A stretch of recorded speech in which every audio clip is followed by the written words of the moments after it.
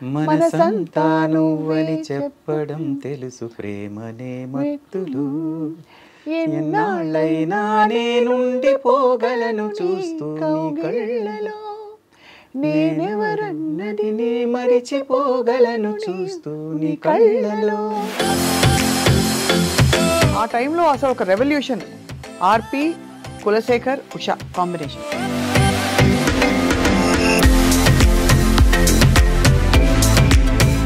కులశేఖర్ గారి అందరికీ నమస్కారం. గేయ రచయిత కవి అని చెప్పుకునే కులశేఖర్ గారు భౌతికంగా మన మధ్య లేరు. ఆయన వెళ్ళిపోయిన సంఘటన నిజంగా చాలామందిని కలిసివేసేసింది. కొంతకాలం పాటు అనారోగ్యంతో బాధపడుతూ ఒక్కసారిగా ఆయన ప్రపంచాన్ని వదిలి వెళ్ళిపోయారు. అయితే ఇలాంటి వాళ్ళు వెళ్ళిపోయినప్పుడు ముఖ్యంగా ప్రపంచానికి ఏదో ఒకటి అందించి వెళ్ళిన వారు వారి జ్ఞాపకాల ద్వారా మనలో ఎప్పటికీ సజీవంగా ఉంటారు. వారితో కలిసి సన్నిహితంగా ప్రయాణించిన సంగీత దర్శకులు ఆర్పి పట్నాయక్ గారితో మాట్లాడబోతున్నాం. కులశేఖర్ గారు అనంగానే నిజానికి గుర్తొచ్చే మరుసటి పేరు అంటే తర్వాతి పేరు ఏది అంటే అది ఆర్పి పట్నాయక్ గారి పేరే. పట్నాయక్ గారు నమస్కారం సార్. నమస్తే. కులశేఖర్ గారి నిజంగా అంత్యక్రియలకు వెళ్ళినప్పుడు మీరు గుండె చాలా బరువు ఎక్కిపోయి ఉంటుంది. నేను కూడా మీతో మాట్లాడాను ఆ టైంలో. అంటే ఫ్రాంక్గా బ్లాంక్గా ఉన్నాను నేను. బరువు ఎక్కలేదు, నాకు కనీసం ఒక చుక్క కన్నీరు కూడా రాలేదు.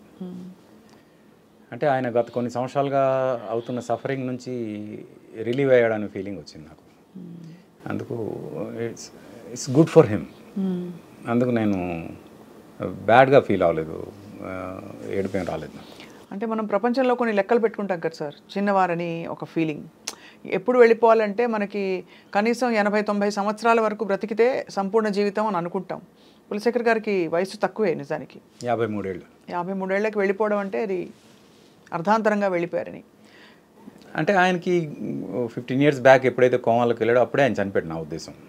ఆ తర్వాత ఆయన ఇంకా ఒక జర్నీ జరిగింది అంతే, చాలా పెద్ద జర్నీ అది. ఆ జర్నీలో ఏవో జరిగాయి అసలు సంబంధం లేకుండా, ఆయనకి సంబంధం లేనివి, ఇవన్నీ అసలు మనం మాట్లాడుకోవడం అన్నీ ఉన్నాయి దానిలో, ఆ జర్నీలో. అందుకు అలాంటి ఒక సఫర్ అవుతూ ఉండే హెల్త్ పరంగా కానీ సోషల్ దీని పరంగా కానీ ఏ రకంగా అయినా ఇలా జర్నీ చేసే కన్నా ఆ విముక్తే కరెక్ట్ అనిపించింది నాకు. ఎంతకాలంగా వారు మీతో టచ్లో లేరు సార్? అంటే మీరు వారు మాట్లాడుకుని అంటే ఇది వచ్చిన తర్వాత, అంటే కోమాలోంచి మెలకు వచ్చిన తర్వాత అడపదడప కలిసేవాళ్ళం. ఎలా ఉండేవారు అప్పుడు? బాగానే మాట్లాడితే అంతా బాగానే ఉంటుంది, అదేం ప్రాబ్లం లేదు. కానీ ఆల్మోస్ట్ ఒక మిరకల్ కదా సార్ కోమాలోంచి బయటికి రావడం అనేది. బయటికి వచ్చిన తర్వాత కూడా ఆయన ఎవరిని గుర్తుపట్టలే అసలు, ఫ్యామిలీ మెంబర్స్ని కూడా గుర్తుపట్టలేని స్టేజ్. ఆ టైంలో నేను తేజ గారు వాళ్ళ ఇంటికి వెళ్తే అప్పుడు మా ఇద్దరిని గుర్తుపెట్టాడు. అక్కడ నుంచి హీ స్టార్టెడ్ రికగ్నైజింగ్ పీపుల్. ఏదో ఉంది రుణానుబంధం అనిపించింది. అదే అదే అదే అనిపిస్తుంది. ముఖ్యంగా మీరు సూత్రధారిగా, అంటే నాకు తెలిసిన కొద్దిపాటి మీ జీవితం గురించి పట్నాయక్ గారు, బహుశా మీకుండే కొంత ఆధ్యాత్మికత అనుకోవచ్చు, ఏదో ఒకటి నిమిత్త మాత్రంగా చాలామంది జీవితాల్లో మీరు ఒక కీలక పాత్రగా ఉన్నారు, ఒక కీలక వ్యక్తిగా ఉన్నారు, ముఖ్యంగా కష్టంలో ఉండే వాళ్ళకి. అలా అని మరి మీరు ఎప్పుడు ఉద్వేగంగా నేను చూడలేదు, బోరుమని బళ్ళుమని నవ్వి చూడలేదు, బోరుమని ఏడ్చి చూడలేదు. సో ఏంటి సార్ కులశేఖర్ గారితో మీ అనుబంధం? అంటే కెరియర్ స్టార్ట్ అయింది అంటే నీకోసం సినిమా తర్వాత చిత్రం సినిమా ఏదైతే ఉందో ఆ సినిమా కోసం మేమిద్దరం కలిసి తేజ గారు ద్వారా ప్రయాణం స్టార్ట్ చేశాం. కాబట్టి తేజ గారు కులశేఖర్ గారికి ఇండస్ట్రీకి పరిచయం చేస్తే కులశేఖర్ గారికి పరిచయం చేసింది నేను తేజ గారికి. అలా స్టార్ట్ అయింది. కాబట్టి ఆయన కెరియర్ సీడ్ వేసింది అయితే మేమిద్దరం అని చెప్పాలి, నేను తేజ గారు. అక్కడ నుంచి ఆయన వెనక్కి తిరిగి చూడనంత హైట్కి వెళ్ళారు. నా పాటల్లో ఇంచుమించు 80% సాంగ్స్ ఆయనే రాశారు. అవునవును. అది ఎలా ఉండేది సార్ మీ ఇంటరాక్షన్ వారితో, కులశేఖర్ గారితో? బాగుంటుంది చాలా. అంటే అది అంటే it's not just lyric writer music director friendship. సరదాగా ఆయనకి జెన్ కార్ ఒకటి ఉండేది 4040, ఆ కార్లో ఎక్కి తిరిగేవాళ్ళం బాగా. సడన్గా మూడు వస్తే గుట్టుకెళ్దామా అంటే సరే వెళ్ళిపోదామని యాదగిరి గుట్టు వెళ్ళిపోయేవాళ్ళం. అలా ఆయనకి డ్రైవింగ్ బాగా ఇష్టం అన్నమాట. అలా చాలా there was a good journey ఇద్దరిది. అంటే కార్లోనే కాదు, ఈవెన్ రియల్ లైఫ్లో కూడా కొన్ని సందర్భాల్లో పాటలు వర్క్ జరుగుతున్నప్పుడు డిస్కషన్స్ ఒక అంటే ఆయన కొంచెం మేధావి కదా బాగా కొన్నిసార్లు కవుల్ని మనం ఎంత కంట్రోల్ చేసినా వాళ్ళ ఇది వస్తుంది, ఇంటెలిజెన్స్ బయటకు వస్తుంది. తేజ గారు ఏంటంటే లేదు నాకు రిక్షావాడికి కూడా అర్థమయ్యేంత కామన్ లిరిక్సే కావాలి, నాకు అసలు ఆ హై లెవెల్ లిరిక్స్ వద్దు అని ఆయన పట్టుబట్టేవాళ్ళు అనమాట. లేకపోతే ఆయన హై లెవెల్ రాస్తారా మామూలుగా సహజంగా? అప్పుడప్పుడు వచ్చేస్తుంది కదా కవిగా. అవును. అలా వచ్చినప్పుడు నేను ట్యూన్ ఇచ్చేస్తాను, ఆ ట్యూన్కి ఆయన రాసేస్తారు. నేను లేనప్పుడు తేజ గారి దగ్గరికి వెళ్ళి వినిపిస్తాడు. ఆయన వినిపించాక తేజ గారు లిరిక్ చూసి ఈ ఒక్క లైన్ నాకు ఎందుకో కొడుతుంది, ఆర్పి రానివ్వండి అంటారు. నేను వెళ్ళాక తేజ గారు ఏం మాట్లాడరు, ఈయన సైలెంట్గా ఇలాగిస్తాడు లిరిక్ చూసి ఈ ఒక్క లైన్ కొడుతుంది సార్ అంటారు. వెంటనే తేజ గారు అతను చూసి నేనేమైనా చెప్పాను ఆయనకి, మీ ముందే అన్నా కదా, సేమ్ ఆయన కూడా ఇదే అన్నాడు కదా అంటే ఒకసారి ఒక లైన్లో అర్థం చేసుకోరు పిచ్చి జనం అలాంటిది ఏదో రాశాడు ఆయన. రాసి అది చదువుతూ అర్థం చేసుకోరు పిచ్చి జనం అని మా ఇద్దరు వైపు చూసి తేజ గారు నేను ఇద్దరం నవ్వుకున్నాం బాగా. అయితే ఏంటంటే అది అంటే ఒక కవిని కన్విన్స్ చేయాలంటే కొంచెం కష్టం, ఎందుకంటే వాళ్ళ తెలివితేటలు కొంచెం ఎక్కువ ఉంటుంది, మనకన్నా ఐక్యూస్ ఎక్కువ ఉంటాయి, ఎక్స్పోజర్ ఎక్కువ ఉంటుంది, భాష మీద పటుత్వం ఎక్కువ ఉంటుంది. అవును. అలా చూసుకుంటే మేమేంటంటే లేదు సామాన్యులకి పామరులకి అర్థం కావాలి కాబట్టి అసలు మాకు అసలు ఆ టాలెంటే వద్దు అని కంట్రోల్ చేయడం. ఆయన కంట్రోల్ అవుతూనే అంటే చాలా రేర్ ఇవి సిచ్యువేషన్స్. ఆత్రేయ గారి ఇన్ఫ్లుయెన్స్ బాగా ఉంది కాబట్టి ఆ అలతి పదాలు ఎక్కువ ఉండే. ఒక్కొక్కసారి ఏదైనా హార్ష్ వచ్చినప్పుడు ఇలా జరిగేది డిస్కషన్. తేజారు నేను ఎన్నిసార్లు నవ్వుకున్నాం అది గుర్తొచ్చినప్పుడల్లా. అర్థం చేసుకోరు పిచ్చి జనం. మీ ఆయన రాసిన మీకు చాలా ఇష్టమైన పాట ఏది బాగా కుదురుకుంది అనుకున్నారు మీరు కులశేఖర్ గారిది మీకోసం రాసిన పాటల్లో? అంటే ప్రతిదీ దేనికదే. అదే నేను చాలామందికి తెలియని పాట ఒకటి ఉంది శుభవేళ సినిమాలో, చిలకలాగా చినుకులాగా తెలుగువారి పల్లెటూరి ఎంకిల. అసలు ఒక అమ్మాయిని ఎంత బాగా వర్ణించాడో అనిపించింది. అది అది అది ఆడియో కూడా ఇప్పుడు ఎక్కడ దొరకట్లేదు, దొరికితే బాగుంది అనిపిస్తుంది. ఉషా పాడింది.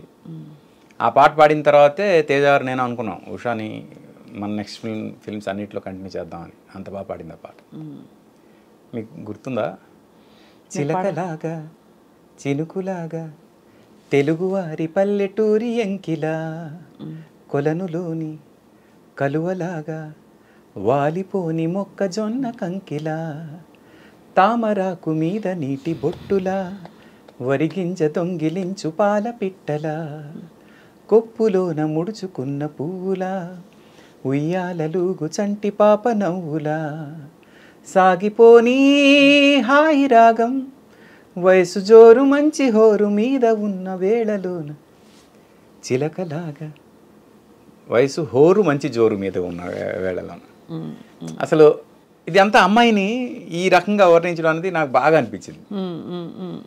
అది సాహిత్యం మాత్రం ఎక్స్ట్రాడినరీ సాహిత్యం. అది ఆ సినిమా హిట్ అయ్యంటే ఆ పాట ఎక్కడో ఉన్నాం, ప్రతి అమ్మాయి పాడుకునే పాట ఇది. ట్యూన్ కూడా చాలా మంచి క్యాచీ. అంతే అలా చేత అలా అవుతుంది. మీరు ఎలా ఉండేది ఆర్పి గారు? ఆయన లిరిక్ రాసిన తర్వాత ట్యూన్లు కుదిరేవా, ట్యూన్లకి ఆయన రాసేవారా? రెండు ఉండేవి. డిపెండ్స్ ఆన్ ది సిచ్యువేషన్ అనమాట. సిచ్యువేషన్ బట్టి ఇది ముందు లిరిక్ రాద్దాం తర్వాత ఇది రాద్దాం అని.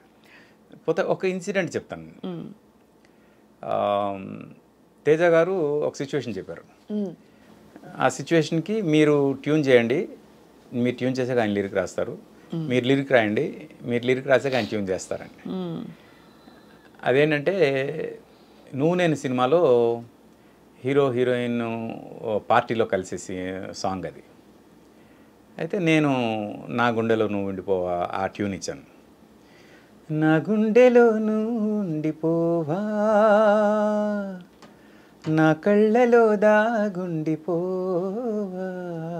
అది నేను ఇచ్చాను ఆ ట్యూను. తర్వాత కులశేఖర్ గారు ఆయన లిరిక్ రాశారు, ఆ లిరిక్ నేను ట్యూన్ చేశా. గున్నమావి కొమ్మ మీద గారాల గోరింకా, ఇలాగా. ఆయన దానికి అది ట్యూన్ చేశా, 2 రికార్డ్ చేసాం. చేసిన తర్వాత మొత్తం టీం అంతా నా గుండెలను ఉండిపోకి ఓటేశారు. ఓటేస్తే నా గుండెలను ఉండిపో సినిమాలో పెట్టాం. ఆడియోలో గుణవంకం మీద పెట్టాం, ఎందుకంటే అది రికార్డ్ చేసాం కాబట్టి. కానీ ఆ పాట వేస్ట్ అయిపోయింది అనే ఫీలింగ్ వచ్చింది. అయ్యో. అప్పుడు జయంలోని ఎవరు ఏమన్నా మారదు ఈ ప్రేమ అని లిరిక్ మార్చి అదే ట్యూన్ని మళ్ళీ వాడాం. ఎవ్వరు ఏమన్నా మారదు ఈ ప్రేమ, అది సేమ్ అదే. గున్నమావి కొమ్మ మీద గారాల గోరింక, అది అంటే ట్యూన్కి మ్యూజిక్ చేయడం, మ్యూజిక్కి ట్యూన్ చేయడం, ఈ రెండు జరిగేవి. అదే ఆ టైంలో అసలు ఒక రెవల్యూషన్. ఆర్పి, కులశేఖర్, ఉషా కాంబినేషన్ చాలా చాలా సూపర్ హిట్ సాంగ్స్ ఇచ్చారు ఆర్పి గారు. సంతోషంలో ఎలా జరిగింది? సంతోషంలో కూడా కులశేఖర్ గారు కొన్ని రాశారు. ముఖ్యంగా దశరథ్ డైరెక్టర్ కాబట్టి మేమంతా ఒకే దగ్గర ట్రావెల్ అయిన వాళ్ళం కాబట్టి, కులశేఖర్ శాస్త్రి గారి దగ్గర అసిస్టెంట్గా ఉన్నప్పుడు, త్రివిక్రమ్, నేను, సునీల్ రూమ్మేట్స్గా ఉన్నప్పుడు మమ్మల్ని వచ్చి రెగ్యులర్గా కలిసేవాడు. సేమ్ ప్లేస్లో ఉండేవాళ్ళం అక్కడ హిందీనార్ కాలనీలో. అక్కడే దశరథ్, గోపి వీళ్ళు కూడా ఉండేవాడు. అలాగా ఫ్రెండ్స్, ఇండస్ట్రీ రాకముందు ఫ్రెండ్స్ కాబట్టి సినిమా స్టార్ట్ అయ్యే టైంకి దశరథ్ సినిమా చేస్తానంటే ఆటోమేటిక్గా కులశేఖర్ రాయాలి లిరిక్. అది కామన్. అది అలా. ఏ పాట రాశారు అందులో? అది దేవుడే దిగి వచ్చిన, దేవుడే దిగి వచ్చిన, అది తర్వాత నే తొలిసారిగా మాత్రం ఆయన శాస్త్రి గారు రాశారు. అదే అందుకనే ఒక గురుతుల్యులైన శాస్త్రి గారి చేత రాయించుకోవడం. అఫ్ కోర్స్ అంత బాగాను రాసే కులశేఖర్ గారు శాస్త్రి గారిని కూడా తలుచుకునే రోజు 30వ తేదీ. సేమ్ యాక్చువల్లీ తిథి ప్రకారం ఇద్దరు సేమ్ తిథిన చనిపోయారు. అదే ఏకాదశి, కార్తీక మాసం ఏకాదశి 3 years బ్యాక్ గురువు గారు సేమ్ అదే తిథిలో. అవును. ఈయన ఎంత విచిత్రమైన ఒక, ఆ రోజు చనిపోతే మోక్షం అంటారు మన హిందూయిజం ప్రకారం. ఆ రోజు చనిపోతే ఆ రోజు అంటే ఏకాదశి మరణం, ద్వాదశి దహనం అంటారు. అలా జరిగితే చాలా పుణ్యం అంట. ఆ 2 జరిగాయి ఆయనకి. సో ఎలా అనిపించింది వాళ్ళిద్దరితో? ఒక గురుతుల్యులు, ఒకరేమో మీ స్నేహితులు, వారు కూడా చాలా ఏమి తీసిపోయే. బ్రీఫింగ్ ఇచ్చేటప్పుడు ఆర్పి గారు మీరు ఇతర గేయ రచయితలతో రాయించుకుని ఉంటారు. ఏది మీకు బాగా కుదురుకోవడానికి కులశేఖర్ గారితో కంపేర్ చేస్తే ఇతరులు ఎలా ఉండేది? అంటే ఫ్రాంక్గా సిచ్యువేషన్ అనేది డైరెక్టర్ క్రియేషన్, అది నేను క్రియేట్ చేసేది కాదు. ఎదురికి కూర్చోబెట్టి సిచ్యువేషన్ డైరెక్టర్ చెప్తారు కాబట్టి ఆ తర్వాత వచ్చిన లిరిక్కి ఏమైనా కరెక్షన్ ఉంటే నేను చెప్తా తప్పితే నేను బ్రీఫింగ్ ఇచ్చేది ఏముండదు. డైరెక్టర్గా నేను చెప్పేది ఏముండదు. ఎందుకంటే డైరెక్టర్స్ బేబీ. మ్యూజిక్ డైరెక్టర్గా నాకు ఈ సౌండింగ్ కరెక్ట్, ఇంకా ఇలాంటి సౌండింగ్ వస్తే ఇంకా బాగుంటుంది అనే ఇది తప్పితే నా ఇన్వాల్వ్మెంట్ తక్కువ ఉంటుంది. పోతే నేను ఆ విషయంలో కొంచెం సాడిస్ట్నే. అది కొంచెం అంటే డైరెక్టర్ ఓకే అన్న తర్వాత కూడా కొన్ని సందర్భాల్లో లేదు నాకు ఇలా కావాలి అని చెప్పిన సందర్భాలు ఉన్నాయి. ఇక నాకు చాలా ఇష్టమైన, చాలా మందికి ఇష్టమైన శ్రీరామ్ పాటలు కులశేఖర్ గారు రాశారు. ఆ పాట నాకు ఇష్టమైన పాట. తీయని కళలను అంటే ఫస్ట్ 4 lines, లాస్ట్ 2 lines నేను రాశాను. అది మాతృక మీరు రాసి ఇచ్చేశారు. మధ్యలో 6 lines రాసే టైం కానీ తెలివితేటలు కానీ లేవని నాకు అర్థమయ్యాయి. అది ఆయనతో రాయించారు. మీకు రాయాలని ఎందుకు అనిపించింది అప్పుడు? అంటే మీకు అలవోగ్గా వచ్చేసాయి? అలా అలవోగ్గా వచ్చింది ఆ ట్యూన్ చేస్తున్నాం. అది కానీ ఆయన రాసిన లైన్లు నేను రాసిన లైన్ల కన్నా బాగుంటాయి. అవునా? ఆబ్వియస్గా. అయితే ఆయన రాసిన లైన్ మీకు గుర్తున్నాయా? మనసంతా నువ్వని చెప్పడం తెలుసు, ప్రేమనే మత్తులు, ఎన్నాళ్ళైనా నేనుండిపోగలను చూస్తూ నీ కళ్ళలో, నేనెవరన్నది నే మరిచిపోగలను చూస్తూ నీ కళ్ళలో. అది మీరు అది నేను రాసింది. చల చల్లని మంటలు ఎరగబేనాడు ప్రేమ సెగలేమిటో, ఇలా ఉంటుంది అది. సారీ, నువ్వే చల చల్లని మంచుకు ఎరగ, అలా వస్తుంది. మంచుకి మంచు కన్నా చలనైనది, దీనికన్నా మంటల కన్నా వెచ్చనైనది, అలా ఉంటుంది ఆయన ఎక్స్ప్రెషన్. అది నువ్వు వెచ్చని మంటలు ఎరగవేనాడు ప్రేమ సెగలేమిటో అంటే అది. అంటే నువ్వు వెచ్చ మంటలు కూడా ప్రేమ సెగలుకి అర్థం కావు వాటికి అన్నట్టు, అలా అవి బాగుంటాయి ఎక్స్ప్రెషన్స్. వచ్చి రాని కన్నీరుకే తెలుసు ప్రేమలో తేమిటో, అలాంటి వచ్చి రాని కన్నీరుకే తెలుసు ప్రేమలో తేమి. ప్రోమలు బా బా బా బా భలే ఉందండి ఆ లైన్ మాత్రం. లేదు లేదు, ఆయన రాసిన లైన్ ఇంకా బాగుంటుంది. ధరించిపోతారు.